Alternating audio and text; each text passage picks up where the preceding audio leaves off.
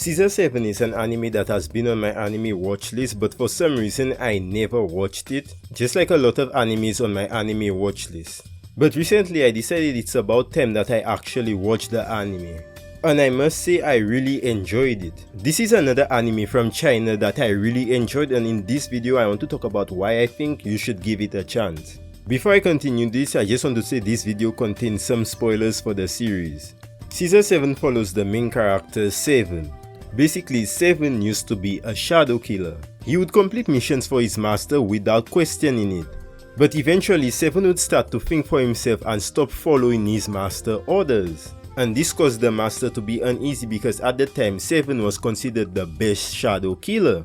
And the master came up with a plan to get rid of Seven. Since Seven was human and humans have emotions, he took advantage of that. He set Seven up with a woman. His plan was for Seven to fall in love with that woman and then put her life in danger so Seven could rescue her. After he rescued her, she would betray him and kill him, but his plan didn't work. Seven ended up destroying the bridge where the ambush was set up and he fell into a river and he lost his memories. Eventually, Seven would end up on Chicken Island where Daibo rescues him.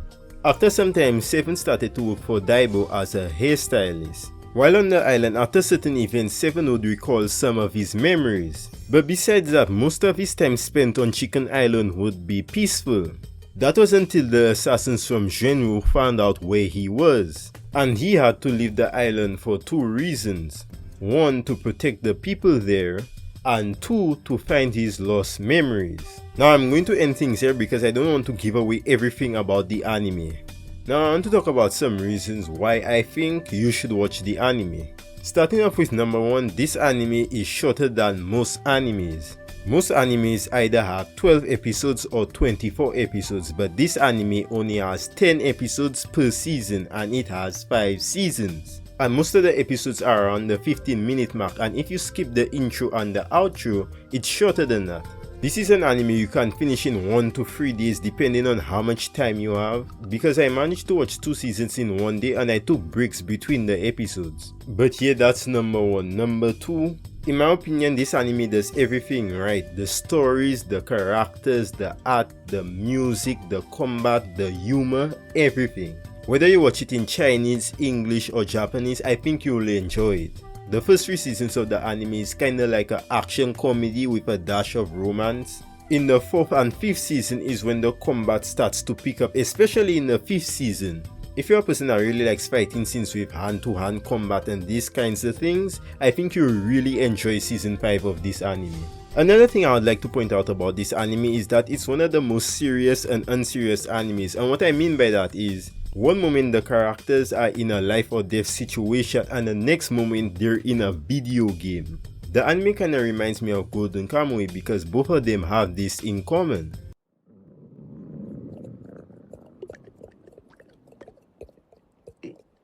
What the hell is with the rumbling? If you're a person you like adventure, action, comedy, romance, martial arts, this anime has everything, a little bit of this and a little bit of that. There was an episode from season 5, I'm not sure if it's a translation error, but because of this anime's reputation, I think it's part of the humor. I'll show it on the screen. 我自己的事，我自己会解决。 I think if you're an anime fan, this is a must-watch anime. It's heavily underrated. I feel like this anime deserves more recognition. I think the reason why this anime isn't as popular as other animes is because it's from China. This is just an assumption. But yeah, that's about it. I think I talked about everything I wanted to talk about. But yeah, I think you should really give Scissor 7 a chance because it's a really good anime. What an empowered woman! This got weirdly sexual. We gotta get out of here. Let's go.